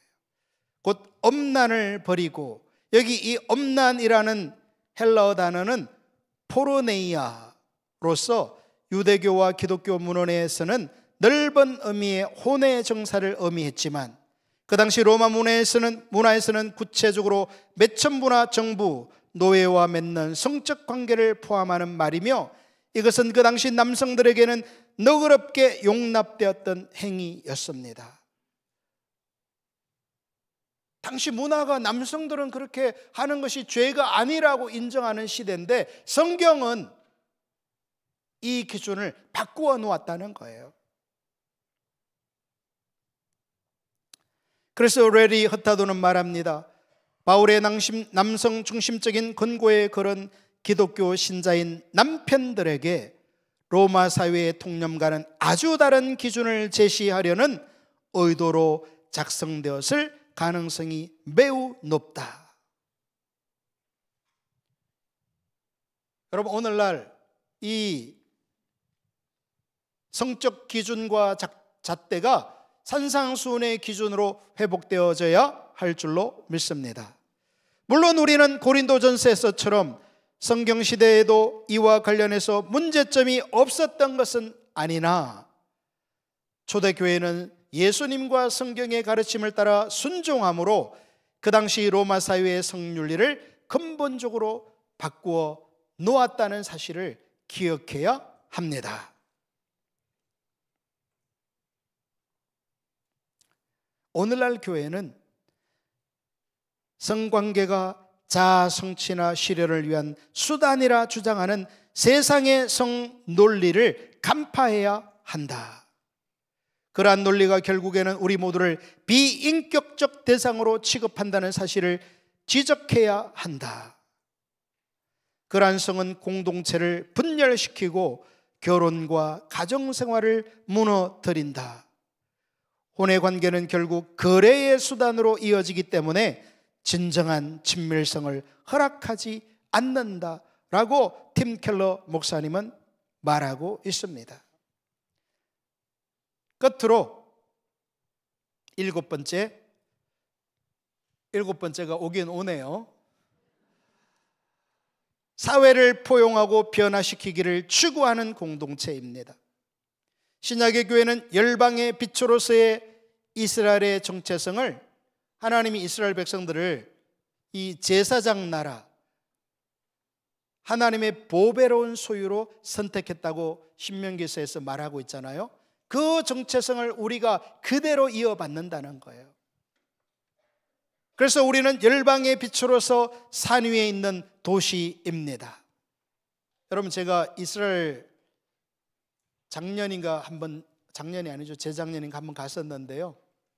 그때 제가 이렇게 이집트에서 이렇게 이스라엘로 들어가는 코스였는데요. 밤중에 사해에 도착했어요. 그래서 거기서 숙소가 여리고에 있었기 때문에 버스를 타고 이렇게 사해를 끼고 이제 여리고로 올라가는 그런 여정이었는데요. 그 여정 동안에 제가 이 산 위에 있는 도시가 뭔지를 선명하게 인식했어요. 그게 뭐냐면 그 사해나 이 여리고나 뭐 요단강 다 마찬가지, 그 지역이요, 그 주변 이렇게 지형보다 푹 꺼져 있는 곳이에요. 심지어는 사해는 이 지하 400m의 위치에 있거든요. 전 세계에서 가장 낮은 위치에 있어요. 그러니까 주변에 이렇게 특히 저쪽 이스라엘의 건너편 나라 요르단의 그 언덕 위에 있는 그 동네에 밤에 불을 다 켜놨더라고요. 근데 그 버스를 타고 내내 지나가면서 그 언덕 위에 있는 도시, 예수님이 말씀하신 산 위에 있는 도시가 무엇인지를 선명하게 볼 수 있었어요. 그거는 감출래야 감출 수 없는 거예요. 여러분, 우리 안에 이 예수의 생명으로 말미암아, 예수님의 그 인격체와 친밀함으로 말미암아 세상을 변화시키기에도 충분한 이 능력이 함께하는 공동체로 세워지기를 소원하고 축복합니다. 초대교회는 그러한 어려운 시대에 그 사회를 포용하는 공동체였습니다. 동시에 초대교회는 세상을 바꾸려는 분명한 의식과 목표를 가지고 살았습니다. 여러분, 우리가 이 시대의 문화를 보면서 탄식만 할 것이 아니라 이 시대를 바꾸려는, 하나님은 바꾸실 수 있다라는 분명한 의식, 목표가 회복되어져야 할 줄로 믿습니다.